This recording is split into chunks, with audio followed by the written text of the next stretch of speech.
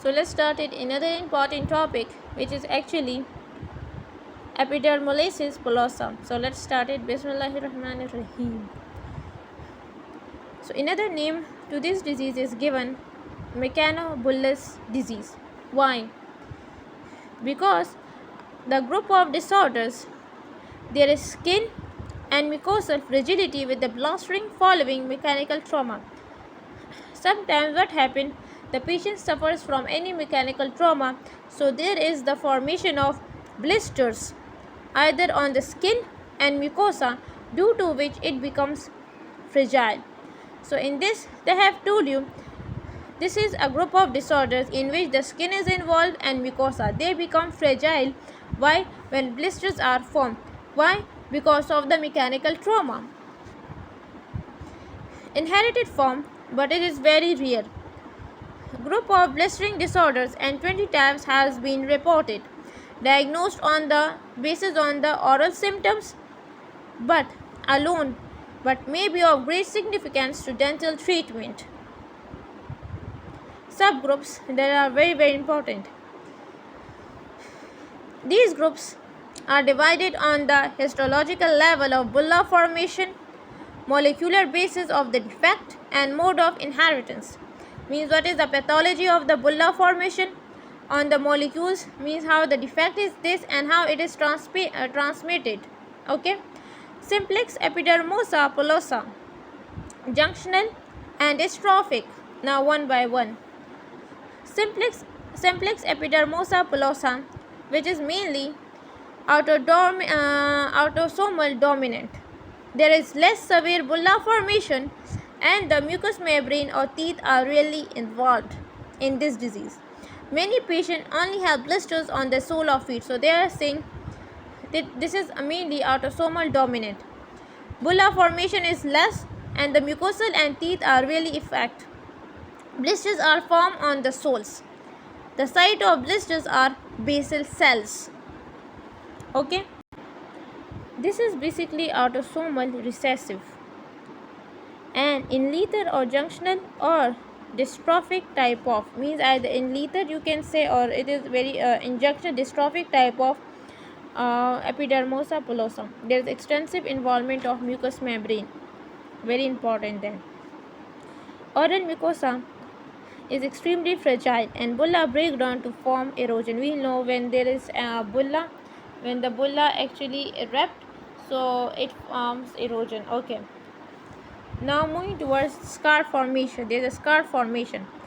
The affected child at birth present with extreme degree of fragility of skin and membrane, incompatible with the life and death common in infancy. New later junctional type, which is excessive skin and mucosal blistering. So you means it appears in the kids first of all, and the skin is extremely fragile. Okay, when they are born with this type, and they die in their infancy, and extremely the skin and mucosal blistering is occur in the kids. To non-lethal, especially in non-lethal junctional type. Scarring is much less than in recessive dystrophic, means scarring is not so much as compared to here. The scarring was more here in lethal junctional type. In non-lethal, the scarring is less. The side is lamina lucida. Dystrophic, it is dominant recessive both. Side of blistering is below the lamina densa of the basement membrane, means it is below the basement membrane towards the connective tissue. The bulla are seen as soon or after birth. The lesion are produced in response to most of the minor degree of trauma or heal with the scar, means the small trauma it can the small trauma can cause this, but the healing with the scar it can be. Restricted mouth opening, the patient suffers from this. Very important point. Tongue bound down.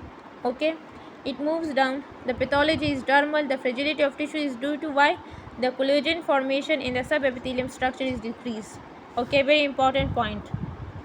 Dystrophic, basically what mainly it occurs below the lamina densa, means below the basement membrane. It occurs after the birth or at birth, and the patient has a restricted mouth opening, and the collagen is less formed, due to which the skin is fragile. Okay. In teeth, abnormality in dentine formation lead to hyperplasia, highly susceptible to caries, and conservation dental treatment. Oral hygiene measures may be impossible in these patients. So, very important. Tooth abnormality is common in these patients. What happened? That the formation is of dentine is not complete. That's why it leads to hyperplasia, and that hyperplasia, when the dentine is not properly formed, so their tooth is more susceptible to caries. So for that person, conservative dental treatment or oral hygiene measures is very impossible in these patients, due to which the teeth become carious, which is associated with the restrictive axis and extreme mucosal fragility.